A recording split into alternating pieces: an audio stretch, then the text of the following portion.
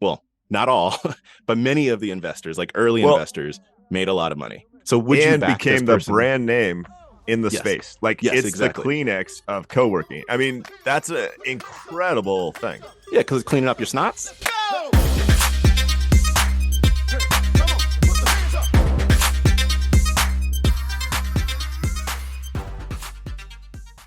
This podcast contains the arguably witty banter of two friends, Skippy and Doogles, that like to debate about investing. The content is intended to be entertaining and for informational purposes only, not investment advice. You should do your own research and consult a financial professional before using any of the information in this podcast, and especially before investing. Hello. Hello. Hello. Hello. What's up, man? Nothing much. How are you? I am good. What is this that you sent to me? Read that stat. Could that stat be true, dude? The Kevin Durant one? Yeah. What? So Kevin Durant, what's it say? I don't have it in front of me. Makes 1% of all the wealth created by black men since 1988. Something like that. That can't be true.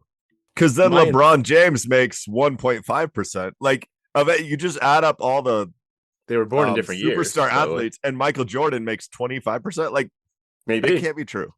Could be true. Like if you said Bill Gates makes 1% of all the money of white men that were born. Actually, maybe. I mean, by itself, I need to hear the supporting, like the lead up to it, kind of. Here's my thought. If I just said, is Kevin Durant in the 1%? Yes. You'd probably go, yeah. So he's probably also in the 1% of people born in his year. No. Okay, did I misread it? Is that it says his annual income represented almost 1% of all the money earned by I misread it. I thought it said, instead of born in 1988, I thought it said since 1988, meaning cumulative wealth of all individuals generated over the last 40 years. And I was like, no. And I think I got thrown by the fact that the headline says the most ridiculous stats I've ever come across. It's not one of the most ridiculous stats you've ever come across if it's just someone born in a single year. And they're not in the 1%, they're in the 0.01%. Like Kevin Durant's going on a billionaire. So you're right. Like it's only taking the 300,000 African Americans born in 1988. So it's like, is he the wealthiest of that group? Probably. And yeah, he's rich. Everyone knew that. Let's move on. Come on. That's a dumb stat. Noted. Now I have to fight the urge to go back at that idiot on Twitter and be like, this is a stupid comment.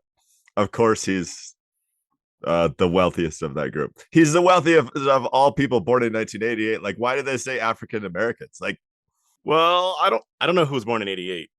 He's like 32-ish. I mean, it's not like Zuck or... You know what we're gonna do? I mean, I'll take my odds that he's like top 3 wealthiest person in the world, born in 1988. Oh, guess who was born in 1988? Who? Patrick Collison. Kevin Durant's worth more money than Patrick Collison. Are you kidding me?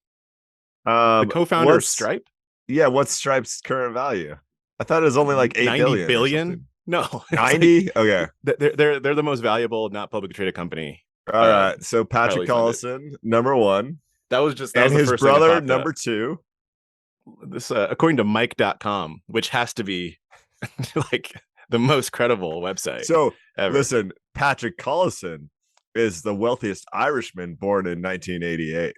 He owns 45% of all the wealth created by Irish people born in like. Yes, let's just say he's rich. It's got wealthiest person born by year of birth. Just one name, like it just says Collison and doesn't say anybody else. Well, it's the wealthiest person in that year. Is what it's saying. Oh yeah. So we went through the years, and I'm like, cool, got it. 10 billion, 2 billion, I got it. In 1992, there was a lapse. Francis Bean Cobain, Kurt Cobain's that's so great. $0.1 billion. Like, which is a lot of, like, I'll take that, but it's just the rest of it was 4 billion, 13 billion, 0.1 billion. Like, Francis what happened in 92? I just want those royalty checks. Like, I'm gonna hop right into something. Hit us up with the listener mail, skippydoogles@gmail.com. And I'm gonna throw that out there because apparently it's some valuable real estate because we got gold. This is absolute gold. Yeah, this is amazing. I've been chuckling about it all week. Thank you, Drew, for sending this in. I don't know how much time this took you to come up with and then create, but it's absolute brilliance. So folks are probably familiar with the meme that goes around where there's in the forefront, like in the foreground of the picture, there's a woman that's walking away, and then behind her is a gentleman that's like looking back with whistle face. Yep. And his apparently significant other looks unhappy about this. So there's like different captions that have been put under this meme. This one's phenomenal. So I'll read it out. It's out on the Twitter. We'll also put it on the Substack so you can get the visual, but here it is. So the woman that's walking away, the description of her is Adam Neumann, pre-revenue, who literally has a Hulu documentary about his catastrophic value destruction. That is the woman. The gentleman, his label is A16Z and Jason Horowitz. And then the perturbed female compatriot of his, it says, any profitable woman / person of color founded business. So good. It summarizes, I think, like I couldn't quite articulate it in my head, but like why things like this, not just Adam Neumann's, but like bothered me a bunch. And it's like that. It is that. Crushed it. I loved this. Yeah, so the All In podcast with our venture capital friends and my favorite person in the world, with some sarcasm here, Chamath, did a breakdown of what is Andreessen Horowitz thinking, basically.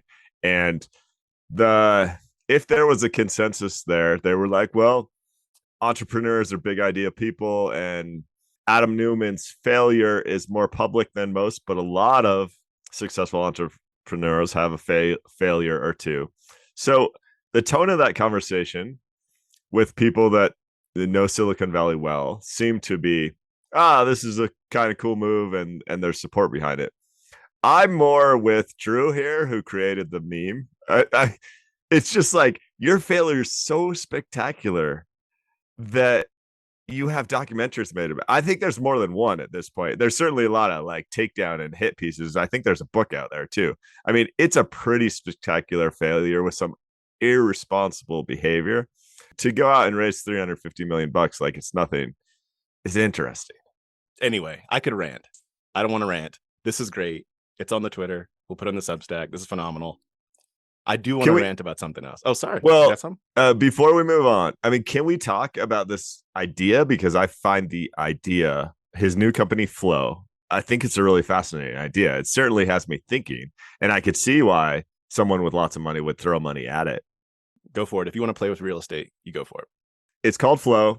I think the simplest way to describe it for someone who knows nothing about it, but I want you to check me if you believe this, is it's kind of WeWork for rentals. A lot of emphasis on the branding and the community and the look and feel of things. Technology heavy. It's mostly an idea. I don't think there's even an apartment complex out there yet. And then there's also a desire to maybe provide some ownership type benefits. Maybe that's that the renters share in the equity growth of a rental facility like this, if it actually becomes more valuable. It's a fascinating idea because the rental experience in this country, is not a great one. Like, who's ever rented an apartment or a home and been like, this is the world's best situation, and I'm so happy to do this, and I want to do this for the rest of my life? That does not happen. Most people go, I can't wait till I don't have to mess with landlords and loud tenants and everything else. Yes. So the problem is obvious. No one doubts the problem, but no one really knows what the solution, like what even his solution really is. I mean, the descriptions to me, let me read you something. Something. This is what came up in my head as I looked at articles about this. Here's the description. Flow is a not yet launched, vague on details real estate startup in New York. Yes, absolutely. That's I think effectively it. He might as well have said he's going to connect the world's consciousness through rentals. But he kind of did. But hey, this is why I don't love the venture capital space, because a lot of these companies that get crazy funding are these vague ideas. Yeah, see, now you're starting. It's not his fault. You're starting the rant. You're starting the rant. I'm trying to get off of it. All right, let's move on. No, no, hold on. No, now you can't poke the bear and then play dead. Oh, I can though. I can. I think you're right. If I take Drew's meme out of it, right? If you just say, look at the venture capital world, you have a person who started a company that ended up being worth billions and billions of dollars and made money for their investors not all, but many of the investors, like early investors, made a lot of money. So would you back became the brand name in the space? Like it's exactly the Kleenex of co-working. I mean, that's an incredible thing. Yeah, because it's cleaning up your snots. So if you look at it just that way, would you invest a large amount of money in that person for their next venture? Just taking it at face value? Yeah. Like just because he got I can't remember the numbers exactly, but got WeWork to like 30 billion in value and ended up being like 5 billion in value. Yeah. He took something from he and co-founder took something from $0 to 5 billion. Ignore the rest of the fluctuation and made money for early investors. So if you take that, cool. He is a big ideas person. He has been able to show that he can inspire a lot of people. He can make people do foolishness, right? Which is what an entrepreneur needs. Like everything is foolish about a new venture. So I sign up for that. And he wants to connect the world's consciousness through who knows what. When you skip some of the details, you skip things like he put his wife in charge of creating their S1.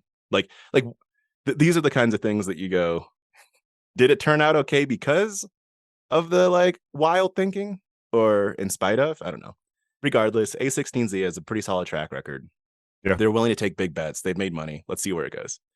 Okay, now we can move on. Mutual on moving? Yep. Okay, mutual on moving, people. You heard it here first. I'm going to reach in. Speaking of, I don't want to call it foolishness. I want to call this creative, inventive, and like just you keep us guessing, AMC. You keep us guessing. I want to talk about APE. APE. This is, so apes are like the nicknames that have been given to meme stock investors. I don't know if it's specifically AMC meme stock investors or just general meme stock investors. But this week, headline here, AMC released quasi like common stock equivalent preferred shares of their company. And the ticker for this is APE or APE. Now, that is, companies release preferred shares. They do this sometimes, right? So that by itself isn't anything. But the backstory here, I think, is awesome. And so I'm going to spit on it a little bit. People may know AMC as a movie theater chain. That maybe once upon a time that was true. I cannot confirm that they run movie theaters because that's the only thing I don't read about them. Let me jump in. I think it's Regal Cinemas who 5 years ago would have been considered a direct competitor to AMC, is thinking about bankruptcy. Yeah. So the trajectory of a more typical movie theater chain that didn't get involved with Wall Street bets and meme stocks and buying mining companies probably is thinking about bankruptcy right now. AMC is not, because of all the craziness that you're about to describe. Yes. And AMC was on that trajectory. If you go back to 2020, they were heading toward absolute bankruptcy, right? And so what they've been trying to figure out, as any company that's trying to go bankrupt or about to go bankrupt is trying to figure out, is how do we get cash? How do we make sure we stay solvent? So they did typical thing, right? Issued a bunch of debt.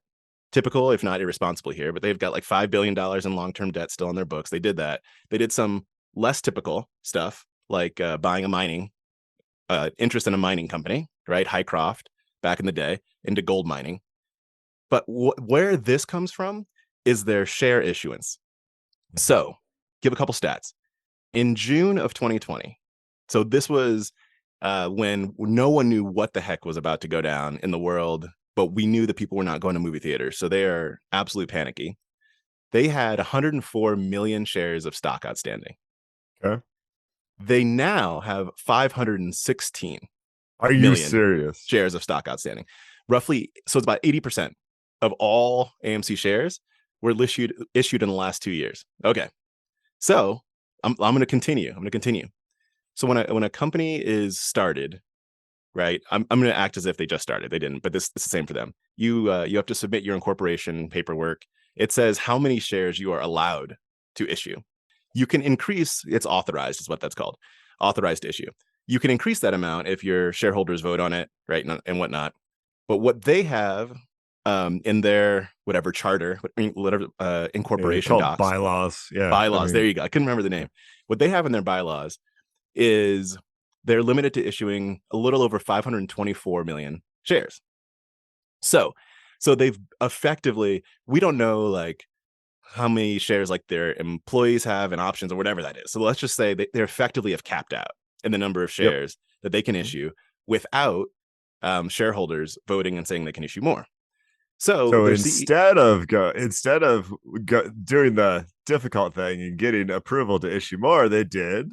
Okay. So, well, no, they tried the difficult thing. So they said, we're going to issue more shares. And the apes, their investors, rioted, right? And said like, no, 0% chance. So to what you're going off of. So they said, okay, we get it.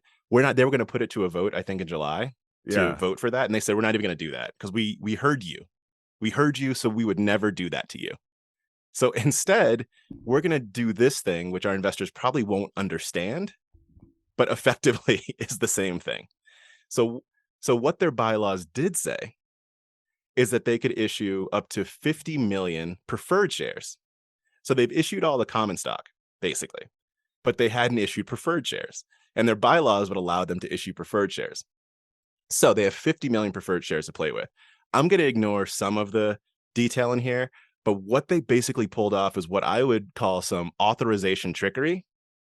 Yeah. And they issued the preferred shares, but the trickery is in they had like a multiplicative effect effectively with them, where they made it so that those 50 million preferred shares were economically and voting wise the equivalent of 1 billion common shares, right? So when you issue preferred shares, you can oftentimes what it is you have higher economic rights, higher voting rights, right? But instead they said they made it so that these were worth the 50 million preferreds are the equivalent of 1 billion in common shares. Okay, let me just make sure I follow because I got bored with this story 3 months ago, so I haven't been reading about it.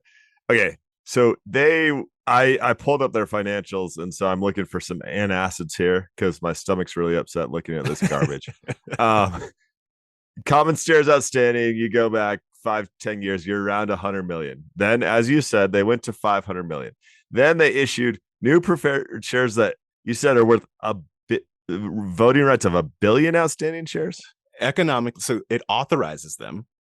Okay, that have the equivalent of economic and voting equivalent of up to 1 billion. They're authorized for 1 billion. I haven't finished the story yet. They're authorized for 1 billion. Go. Okay. Yeah. I'm trying to figure out total dilution here. Yeah. So you're just going to help me with that. Well, here it is. So it's authorized up to 1 billion. But of course, they would never dilute their shareholders. So instead, what they did was they said, if you own one share of AMC stock, like ticker AMC stock, we will give you one APE unit. And so they put it out in the market. And so effectively, it's a 2-for-1 stock split. Like that is what the equivalent ends up being. So if they had 516 million shares outstanding of AMC, they then released 516 million APE units and gave those to their shareholders. Now, so that's that, right? And folks I don't think fully understood what was happening here. That's that. The piece that is the real dilution is the fact that they still, if you remember, it was 1 billion authorized.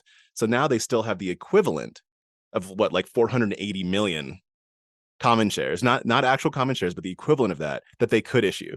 And according to their statement that they put out around this, it says AMC preferred equity units provide AMC with a currency that can be used in the future to further strengthen our balance sheet, including by reducing our debt and other liabilities. The AMC preferred equity units also give AMC the ability to invest in shareholder value, enhancing and transformative M&A investment opportunities. So it's just stock. Yeah, they just described the. I mean, I have to give. Is. Yes, they did. They did. I don't know what the right feeling is, but I feel like I have to give some credit for creativity around this. This is a company 2 years ago that, for all intents and purposes, was going into insolvency and irrelevance. And since then, they are now a gold mining operation with APE units and loads of debt, and still probably heading toward insolvency, but yet and still. But they've managed to keep themselves still both relevant from a news perspective and, at least for right now, still solvent. Credit? This is really, really something. Yeah, I'm with you. I don't know if I should be concerned that their management team is going to end up in jail, or if I should be impressed with the financial creativity of their management team to generate more cash when all cash is the lifeblood of a business and they'd be bankrupt otherwise. Like, I really don't know what to do on this one. Yeah, I mean, and going to your jail point, if you recall, because you brought this up, when they were issuing shares, whatever that was, like 18 months ago, they said, and the SEC would require them to do this, but they said, you shouldn't buy any of this because it's worthless. It's absolute garbage. And our business prospects are so they're probably not going to jail. But you just look at, I don't want them to go to jail, just to be clear. Like, you just look at the fact that you dilute your shares that much, and the price of your stock is still, so let me pull some figures here. March 2020, the stock went to a low of $1.95. At that point, it looks like they have, I'm doing this rough based on yearly figures, but it looks like they have somewhere around 200 shares outstanding. They issue 300 million more shares, and their current stock price is still $9 a share. Like, yeah, that's crazy. The market cap graph on this would be unbelievable. I'll have to pull it up. Wow. Yeah, I mean, if you recall, that's back when I was looking at AMC and Cinemark. And when I was looking at AMC's financials and everything, you can look at my notes. What I wrote down was, I said, the only way that they could remain solvent is if they invest in a gold company, go up to 500 million shares, and put out APE units. And I can't see all of those things occurring. And now you're kicking yourself, let me tell you. Yeah, no, it is. I mean, it's like it's absolutely wild. I mean, I think the thing is that the most likely positive scenario, I'm not saying this is the most likely scenario, but if this ends up positive, I feel like the most likely scenario is they remain a solvent business and are running movie theater chains that are not quite profitable, but at least they're around, and investors are hosed. I can't see any situation in which investors that buy and actually hold for a period of time, like actually do the hodling, and not just people that are trading in and out right now. I mean, how do you get out of this quagmire? No, I can. If gold increases in value by like 10 times and you own a gold mining company. That is true. Sorry. It's possible. Yes, that is true. That is absolutely true. We're deep down a rabbit hole, and I think, I'm not sure if our listeners dig this type of rabbit hole content or not. I want to try and put a bow on this. So I pulled up the market cap graph for AMC. And for those who don't know, if you take the share price times the total number of shares outstanding, you get the market cap. That's like what the stock market is currently valuing the total value of that business effectively, right? And so you can go back, Doogles, all the way to like year end 2015, and the market cap for AMC was $2.3 billion. From that point all the way through 2009 up to 2020, so I'll give you like August of 2020, the market cap of this company is $0.6 billion. Now, what they've done in the past couple of years with all this shenanigans led to a peak market capitalization of almost $30 billion. That's 10 times what the company was worth in the year end 2015. And the current market capitalization is almost $5 billion. Again, double what this company was worth in year end 2015. That's nonsensical. But again, do we clap our hands? It's just really impressive. I don't know how they pulled it off. I think as a management team, it is quite impressive. But that's kind of what I mean, is that if they have a $5 billion market cap with 80% of shares released in the last 2 years, you have to be able to keep that inflated, which I think everyone has to say that's an inflate. Like, it's not a fundamentals based valuation, future looking or not, by any means. I don't know how you keep that up. I mean, we'll see though. I don't know how they got to where they are right now. So yeah, like I at mean, my pace. I'd say it's highly unlikely because effectively they had retail investors who probably don't fully understand their company write them $5 to $10 billion check. Like that's what Yes, happened. that is what And happened. they were smart enough to take it, but at some point the true fundamentals of that company actually matter, and people are going to start pulling their money when they don't actually make profits. We'll see. I'll say hats off. Near term, hats off to the management team. Long term, we'll have to see. But this is super creative. All right, what's in your fishbowl? Do you know the size of Australia's economy? Not off the top of my head. It's about the same as Brazil's, which is roughly $1.6 trillion. Sounds about right. You know what's the equivalent of that? Student loan debt in this country. Student loan debt in this country. Okay, so one, let's just frame. Isn't that crazy? Just to start, isn't that crazy? I want to talk student loan debt. This was, the American politics is so polarized these days that I can't say this was like the most polarizing thing that happened this week, which is kind of sad. But this was incredibly polarizing.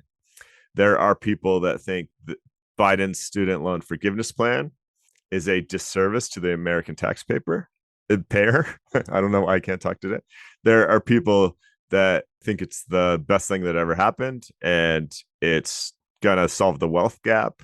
And there are 1,000 of opinions in between those two things. There's people that think it's inflationary and there's not. I want to start with some high level stats and then I want to try and get to the bottom of this issue, not having anything to do with politics, but having to do with investing and economics, because I think there's so many flavors to this that's really fascinating. So first, let's just do a few high level stats. If you look at inflation adjusted average cost of higher education in America going back to the early 70s, it's about doubled.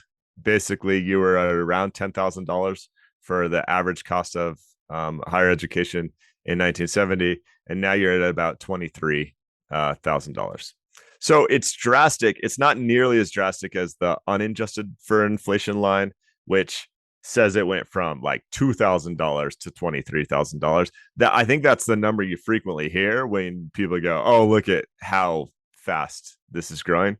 Well, a lot of what's happening there is inflation. So let's say it's doubled on an inflation adjusted basis in the past 50 years, right?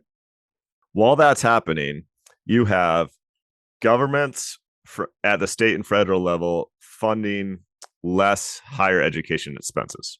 So that puts more pressure on these universities to raise prices, right? And you're saying that because the Pell Grant amount, which I assume is what you mean when you say government funding, the Pell Grant amount is not increasing during that same time. So therefore, it's right. Yeah, it's more than that. So when you say government funding, what do you mean? From the U.S. Census Bureau, I'm just looking at a chart here from the New York Times, and it has state appropriation and other sources that funded higher education expenses. They used to fund about 70% of higher education expenses, and it's trended down. Now it's less than 60%. Okay. So you're talking about federal government and state government level, like all government funding. Exactly. That comes in. Okay, yeah, Yep. Makes sense. Yep. So that's just, if you're in the state of California, the checks flowing to UC Berkeley from the state are very likely less than they were 40 to 50 years ago. They're probably actually more, but when you adjust for the percentage on a percentage basis. Yeah. Yep. So then what that leads to is cost of education goes up and more people need student loans to afford it. And the government stepped in. You and I have debated this before a long time ago and said, we want to make student loans easier if you need a student loan, we want you to have access to that. And what that does, in my opinion, is that, again, artificially inflates the cost of education, because there becomes this, it's not a true marketplace. There's this disconnect between the value you actually get and what you pay for it, because there's a government-based source that says, whatever the size of that check, we'll write it for you. We'll worry about the economics later. I don't care if you're an English lit major at some barely accredited small school in the Northeast and you have no chance of getting a job. Very specific. Yeah, it was. You have no chance of getting a job that actually allows you to pay back your student loans. Here, have the money anyway. This is not, who's the comedian that says, like, if you think of student loans as a business loan where the student is actually the business, you start to go, wait, I'm not a great business to invest in. I think it's Neil Brennan, right? He goes like, when I was thinking about going to college and I got my loan application, I was really excited. And then I realized they're actually funding me as a business and I'm a terrible investment as a business. So I decided not to go to college. He effectively, I'm paraphrasing, but that's what happens here, right? It's not a cold-hearted credit analyst that says this person going to this tiny school, wherever, getting an English lit degree is a great investment. It's the government saying, you want to go to college. College is great. Here, have all the money you need. We'll figure out how to pay for it later. Have I done a decent job setting the stage here? I think so. How we ended up. So then, Doogles, where are we today? And what did our president decide to do about it? The end of it, when you say, what did our president decide to do about it? It's really, what was our president pressured into doing? Because he himself actually did not want to do what he just did. Okay, but before we even go there, I know you don't want to go the politics. You didn't want to go the politics route. So sorry, I went there. But no, let's do one thing just to set the table. So in 2020, during the pandemic, President Trump, not President Biden, put a pause on student loan debt repayments and forced interest rates down to zero. This is something I had completely forgotten about because of the rhetoric that goes on to both sides. So both presidents from two opposing parties in the recent past have said these student loans that are the size of Australia's economy are bad for us, and we're trying to ease the burden on that front. So Trump did that. Biden continued that, and then Biden, maybe got pressured. Wasn't some of this in his campaigning? So it's not that he didn't want to provide relief. He didn't want to do it to the extent that his party wanted to. And so he didn't want to do it to the extent that what happened this week. But he did want to provide some relief. But to go back to sorry, I took it down a different road you didn't want to go down. The biggest thing I think that is creating the controversy is that you can have up to $20,000 that's written off, right, for your student loans if you were a Pell Grant recipient, up to $10,000 if you were not a Pell Grant recipient. I think that's like the part that's getting people most in a fluster. Are there other parts of it that you want to highlight too? Because I think that's the biggest. Oh no, I think the actual logistics, I don't think are the biggest at all. I think it's the high level conceptual. So, with many of my jobs, one of my jobs is a finance director for a nonprofit, right? That nonprofit goes out and fundraises, right? And then I'm the gatekeeper to spending a lot of that money. One of the core principles in the bylaws of a nonprofit, and I'm equating this to a government agency, and you'll see why in a second, is you try not to spend that money that came in from a large group of people, kind of like taxpayers, on a specific group of people. You try and spend that money in a way that benefits all, right? So here's my parallel with the government, right? Like, if the government collects taxes and the government creates roads, I think most people would say roads benefit all. It increases economic activity, it allows increased mobility. Like, there are benefits for pretty much all people in your society. The taxpayers from all aspects of society paid for that. So that's a good investment for a government to make. I think what's riling people up about this, and this is before we even talk about the inflationary effects and everything else, is this ends up being a very narrow group of people that benefit. It's people that went to college, people that had loans that went to college. So immediately you offend two huge parties of people. One, people that didn't go to college that are going, where's my $10,000? And two, people that did go to college and maybe they took out loans just the same and they worked really hard to pay off those loans a little earlier. Or maybe they didn't take out loans at all. Or maybe They said, you know what, my dream school is this, but the only way I could go to that school is if I take out loans. I'm not comfortable taking out loans, so I'm going to this little, I did my first 2 years at community college, whatever the case may be. Like, I think that's what has people really riled up, is it's like you took taxpayer money and you gave it to this very small set of individuals for why?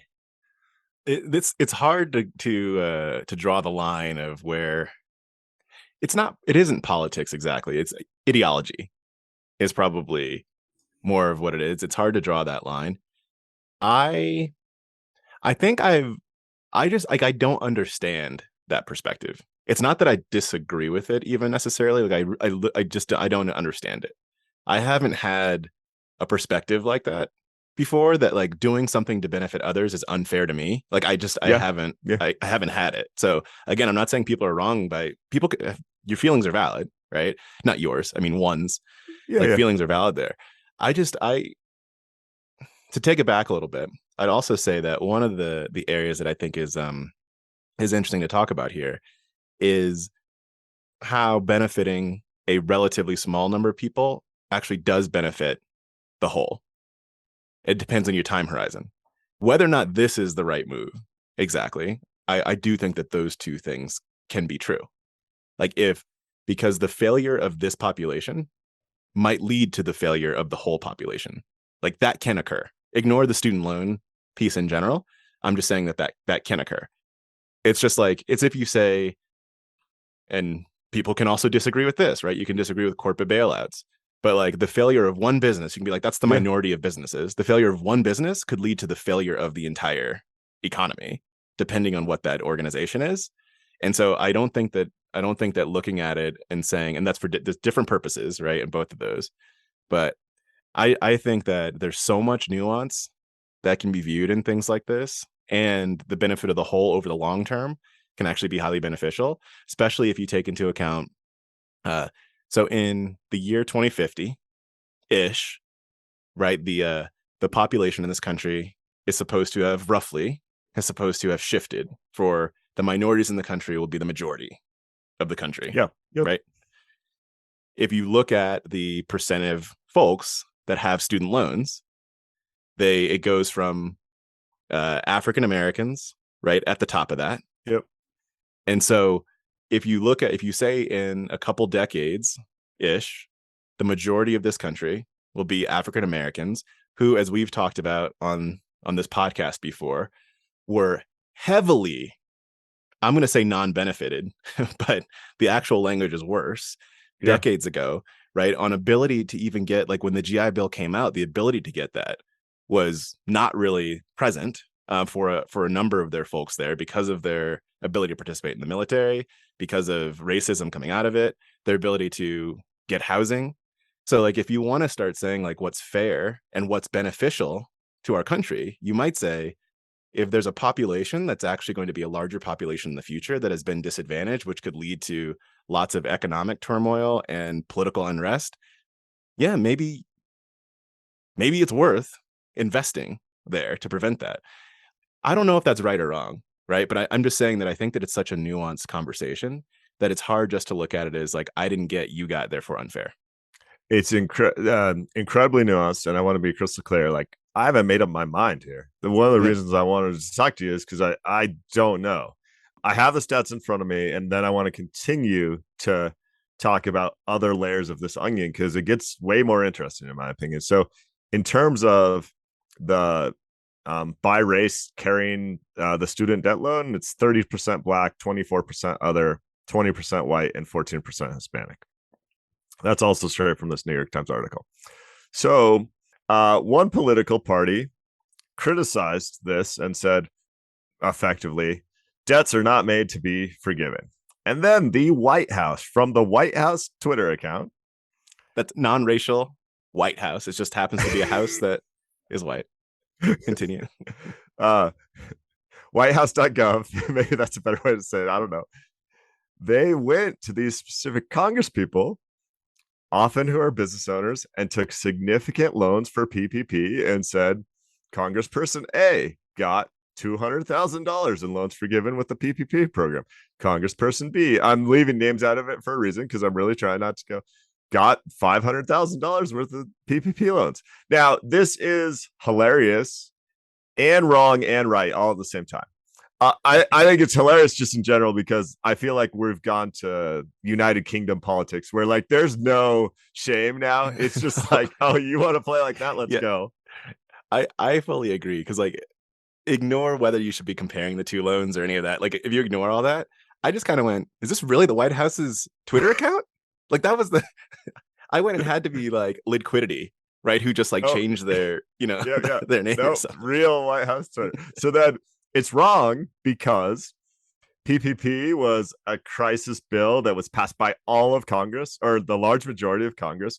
And those loans were made to be forgiven. So like this had bipartisan support and it was a whole thing specifically for a 1 in 100 year pandemic.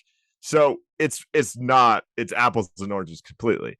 But it's kind of right because if you're out there saying, oh, government handouts are the worst thing in the world, and your business took $500,000 as a government handout during a tough time, who are you to criticize, to be like, oh, how dare someone else actually benefits from that when I'm $500,000 richer than I used to be because the pandemic didn't really affect my business like I thought it might. I mean, so I think it's all those things. I think it's hilarious, it's wrong, and it's right all at the same time. And that might be the best way to describe this student loan forgiveness issue. Yeah, I agree because it ends up, you end up going to, not you. Every time I'm saying you, I mean, one, I know. Out in the ether. It becomes selective nuance. Yeah. Because then you go at the conceptual level, should loans be forgiven? Should government loans that are provided to folks be forgiven? Yes, no. Mm-hmm. Okay. Then if you decide down this path, but you, like with the PPP loans, right? But when you look at the student loan like conversation, you don't want to go down that nuance route. It's selective nuance. Whether it's right or wrong, it probably, there is no, I think you did summarize it well, of like it's hilarious, it's right and it's wrong. Because I don't think it is right or wrong. I mean, it just, in the future, we'll figure out whether or not this was a great investment. We won't know for decades. Yeah. Probably really, right? But is it the right or wrong thing to do?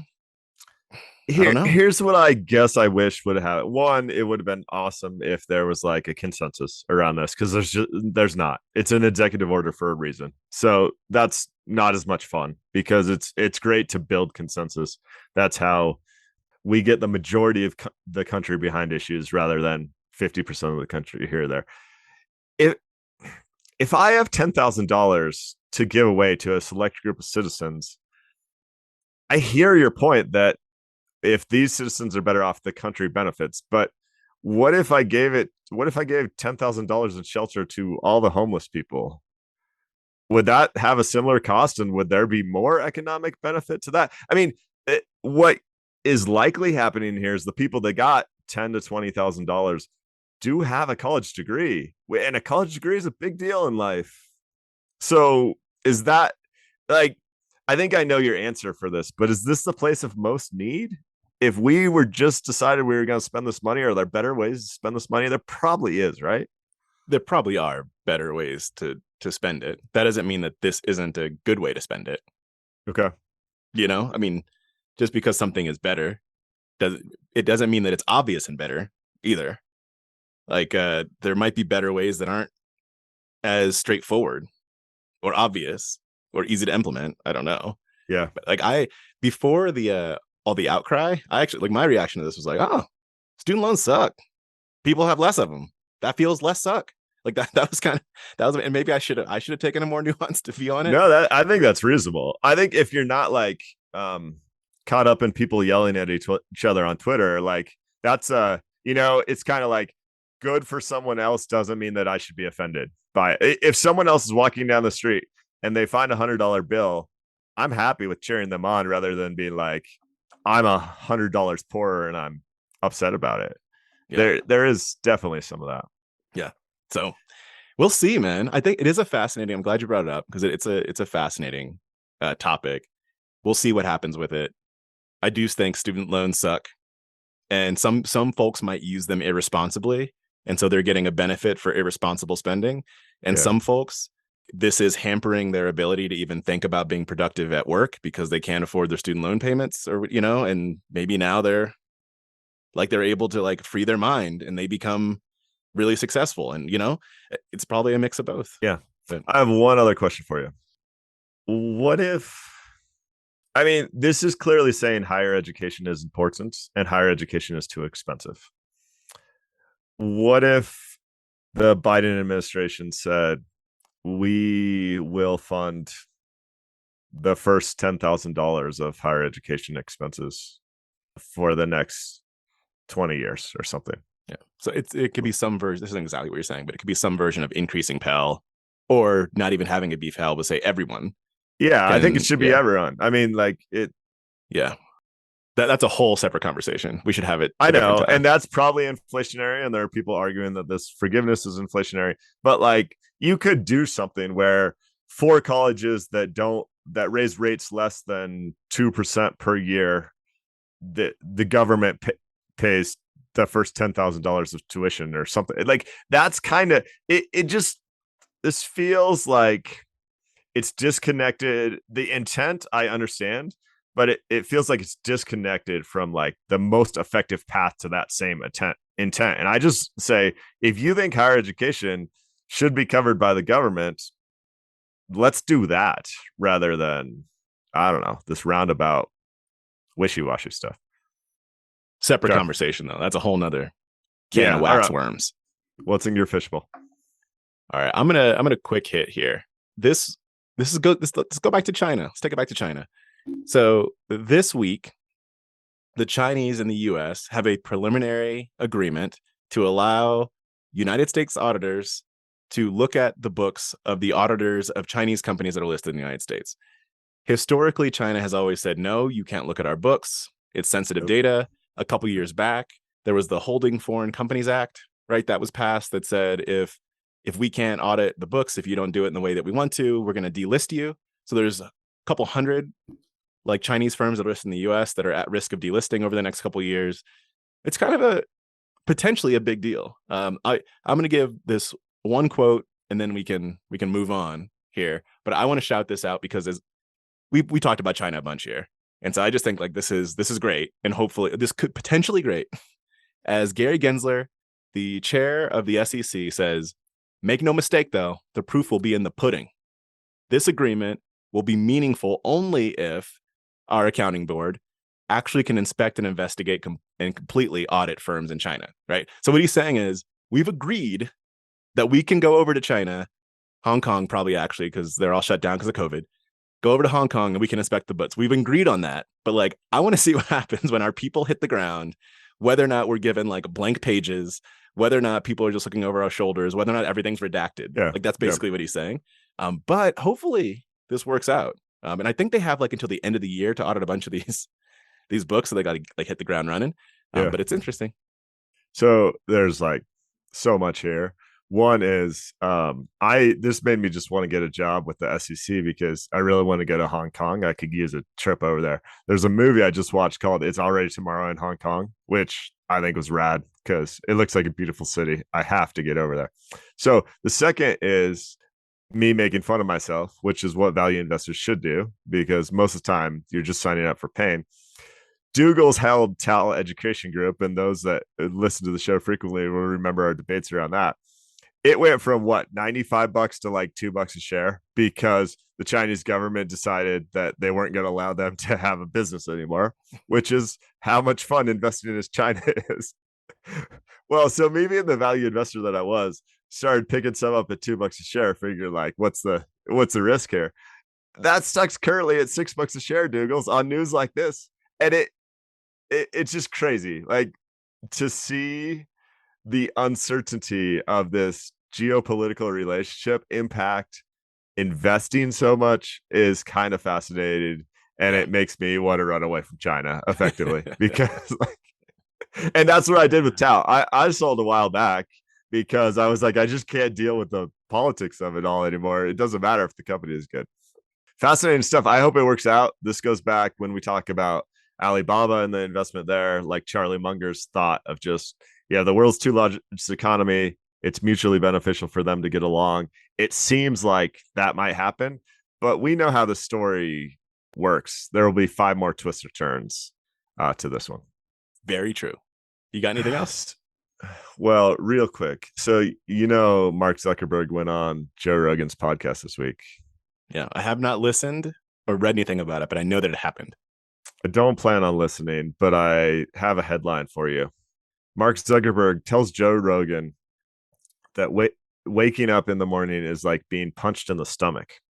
Several jokes here from me. One, I actually know that he's a shareholder of Meta, and so that's how I feel. Second joke is he goes off. I read this article. Like he thinks it's really important to get some exercise each day, so he tries to surf at his compound. And but a lot of this interview was like complaining about how tough it is to be a CEO. Does he expect people to be sympathetic in this? He's a CEO at like 24. He's one of the richest people in the world. His compound is in Hawaii. And he's like, oh man, when I check my email in the morning, it's really rough. He could not be the CEO of Meta Platforms tomorrow if he doesn't want to be punched in the gut every day. I don't know. I mean, maybe the tone of this interview doesn't come across in the article, but I was just like, if this is your PR tour, dude, it didn't work out well for you. I don't think Zuckerberg is like a relatable person that like resonates with broad audiences. So he might have thought he was that like all of his listeners of the podcast who are also worth $50 billion would have felt bad for him. I don't know. Yeah, mini rant there. Sorry, but he also says he compares Twitter to Instagram, and he's like, Twitter has the best debates, the smartest people, the amount of information is just glorious. I love it so much, but when you open Instagram, it's like this super positive space and you just walk away feeling great. And Instagram, I end up getting upset, Twitter, I end up getting upset because there's all this negative debate and commentary. And I'm like, whoa, dude, if you're just going to paint over Instagram as a savior to the world where that's a super positive place, I think you might really have lost it. Has he read any articles about Instagram? He's been in front of Congress like 1,000 times talking about destroying the health of teenage girls, but apparently it hasn't registered. It's a super positive place.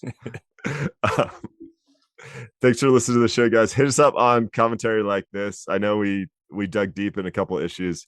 Let us know what you think at Skippy Doogles or skippydoogles@gmail.com. Substack is a great resource for all the articles we talk about, and we love reviews. So hit us up with that if you get a chance. Thanks, guys. Thank you.